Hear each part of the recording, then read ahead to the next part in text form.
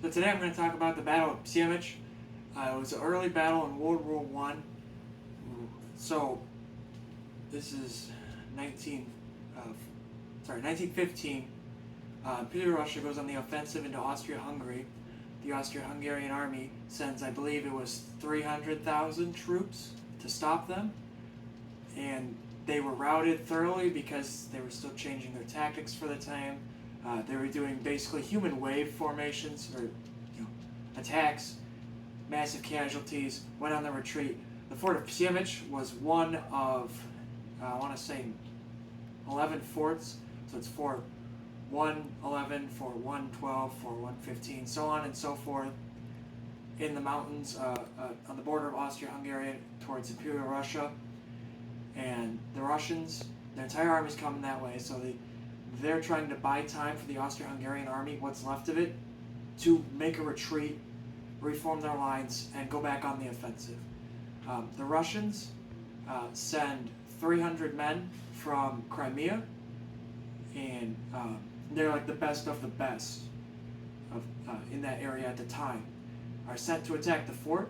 They bombard it for 3 days, and then on the third night, after the defenders are bombarded, they sneak up the hill at 2 a.m. around minefields, over barbed wire, and they make it to their outlying trenches or outside of the fort. They kill all the guys in the communication trenches that communicate back to the fort, to give them early warning if they're under attack.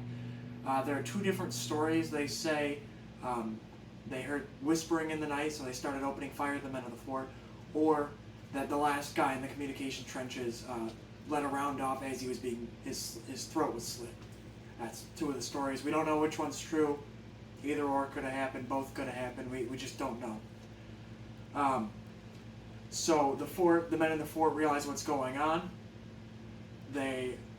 So I'm going to go back for a minute here. The men of the fort were, I believe it was late 30s, early 40s, mid 40s. They were like the reserve of the reserves at the time, because all the best men and the second best men were sent out with the army to fight the Russians. Obviously got routed, defeated. So these are basically old men who don't want to be there. I believe it was like something like 60 guys in that fort, and they just did not want to be there. All the young guys that were there were manning the artillery. There were artillery guns on the walls and on the top, and they still used black powder charges because you're a giant, stagnant fort. You're not going to be moving. You're not about stealth. They see you, so they're still using black powder to fire their artillery at the time, which I thought was pretty neat. Anyway, they attack at 2 in the morning. They are found out. So the plan was, when they were found out, they are to overwhelm the enemy. How they do that is turning on a massive spotlight aimed at the fort to blind everybody inside. Then they have the guns lined up preemptively at the fort. They start bombarding it, so everybody goes inside the fort to take shelter, so the men attacking can get into the fort. So it's basically overwhelming their senses. How overwhelmed would you be if a massive spotlight turns on and you're getting bombarded? I would be booking it inside the fort immediately. So they bring up little ladders and little bridges to cross the trenches to get up the wall of the fort. They put down a bridge. They're starting to cross. The men inside are using, the commander of the artillery inside the fort has a mental breakdown. He is curled up in a ball in his room crying because he just doesn't know what to do. So they're waiting for his order, because they're not supposed to open fire without his orders or his command. They wait and wait, and then they get the bridge across. They're like, screw this. One guy gets on one gun and fires basically a canister shot, like a grape shot, at the bridge, wipes out, I believe it was like something like 100 Russians with a couple of shots, destroys the bridge. A bunch of the Russians fall in the trench, and the men in the fort get on the machine guns and start lighting them up. They're booking it, trying to get to the machine gun emplacements. The entire invasion of 300 men are only issued 32 grenades. This is early on in World War I. They don't know the value of grenades, basically. They're still learning tactics. The Brazil offensive is yet to happen, all that. So they're issued 32 grenades. That's not a whole lot to take on a ginormous fort that's lighting you up with machine guns. They eventually overwhelm the machine guns. They fall back inside. They lock themselves in. The Russians take over the entirety of the outside of the fort of Przemyśl. They hold it all night. In the morning, 600 Austro-Hungarians are set to retake it from both sides.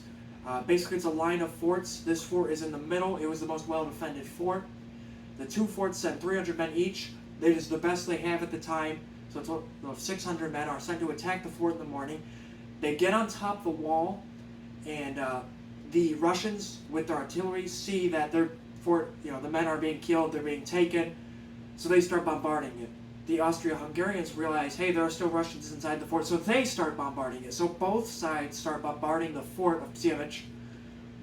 So all the men there are getting bombarded by both sides, so they end up giving up the fight. The men fighting around and in the fort are like, screw this, we're both getting bombarded.